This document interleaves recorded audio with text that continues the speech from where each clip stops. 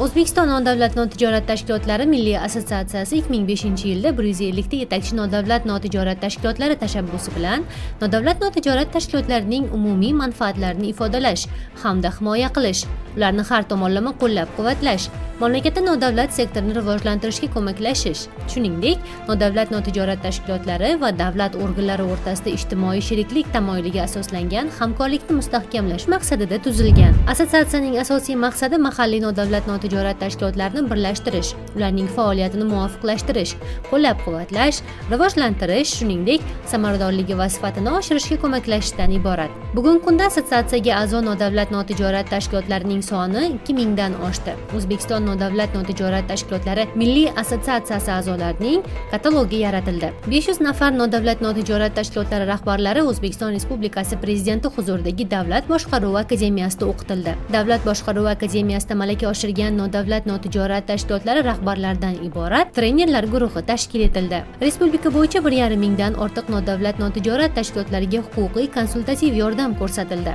Nodavlat notijorat tashkilotlari va davlat organlari o'rtasida ijtimoiy sheriklik tamoyiliga asoslangan 10 ta idora va tashkilotlar bilan o'zaro hamkorlik memorandumlari imzolandi. Nodavlat notijorat tashkilotlari tashabbuslarini amalga oshirish va uslubiy qo'llab-quvvatlash maqsadida 775 ta grant loyihasini shakllantirish va 445 tasini amalga oshirishda ko'maklashildi. Assotsiatsiya tomonidan berilgan tavsiyanoma asosida 350 dan ortiq nodavlat notijorat tashkilotlari nodavlat notijorat tashkilotlari uylariga joylashtirildi.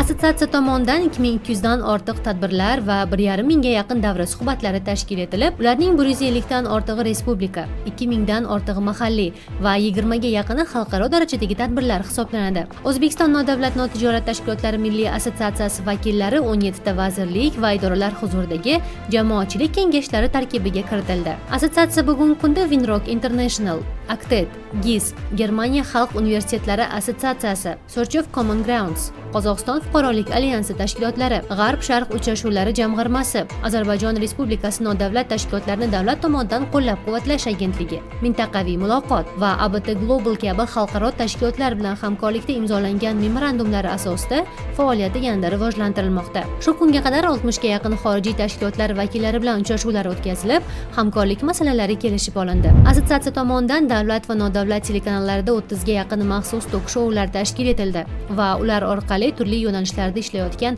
nodavlat notijorat tashkilotlari faoliyati yoritildi. Birgina 2024-yilda assotsiatsiya faoliyati ommaviy axborot vositalari va internet tarmoqlari orqali 2000 marotabadan ortiq yoritildi. Axborot xizmati tomonidan assotsiatsiya faoliyatini yoritishga qaratilgan tafsilot, haftalik dayjest, NNT 1 daqiqa ichida, 3-sektor, xalq xizmati uchun, munosabat, NNT akademiyasi va NNT impuls kabi turkum ko'rsatuvlar tayyorlanib, ijtimoiy tarmoqlarda yoritilmoqda. Bugungi kunda assotsiatsiyaning respublika bo'ylab har bir viloyatda hududiy bo'linmasi faoliyat olib bormoqda.